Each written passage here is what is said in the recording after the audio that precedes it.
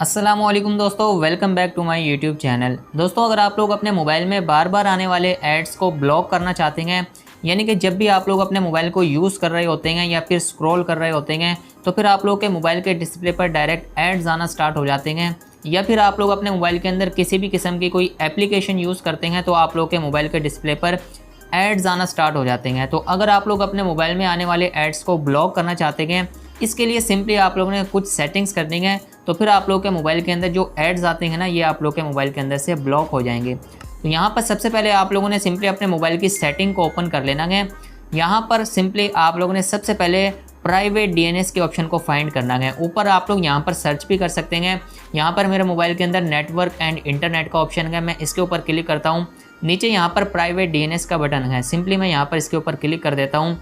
देखिए यहाँ पर इसके अंदर आप लोगों ने कुछ ऐसी सेटिंग करनी है। आप लोगों ने private DNS provider host name, यहाँ पर आप लोगों ने तीसरे ऑप्शन पर क्लिक करके छोटा सा एक टेक्स्ट टाइप करना है। वो क्या है? वो है dns.adguard.com। आप लोग यहाँ पर ये टेक्स्ट देख सकते हैं, सेम एज इट इज़ आप लोगों ने यहाँ पर ये टेक्स्ट टाइप करके इसको सिंपली यहाँ पर ये सेव कर देना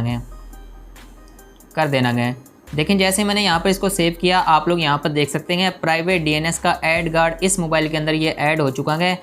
अब देखें दोस्तों, जो भी एड्स मेरे मोबाइल के अंदर आने वाला होगा ना, तो ये प्राइवेट डीएनएस का एड गार्ड उस एड्स को आने से पहले ही ब्लॉक कर देगा। तो आप लोगों ने सिंपली ये वाली सेटिंग कर लेनी है अगर आप लोग के मोबाइल के अंदर प्राइवेट डीएनएस का ऑप्शन मौजूद है।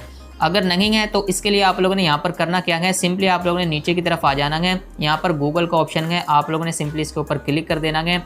यहाँ पर गूगल सर्विसेज की यहाँ पर सेटिंग आ चुकी है, आप लोगों ने ऑल सर्विसेज के ऊपर क्लिक कर देना है। यहाँ से नीचे आए, देखें यहाँ पर आप लोगों को एड्स का ऑप्शन मिल रहा है, आप लोगों ने इसके ऊपर क्लिक कर देना है।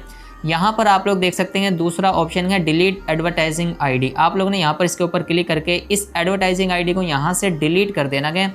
लेकिन दोस्तों, जब आप लोग के मोबाइल के अंदर एडवर्टाइजिंग आईडी ही नहीं होगी तो सिंपली गूगल आप लोगों को एड्स भी नहीं भेज सकेगा।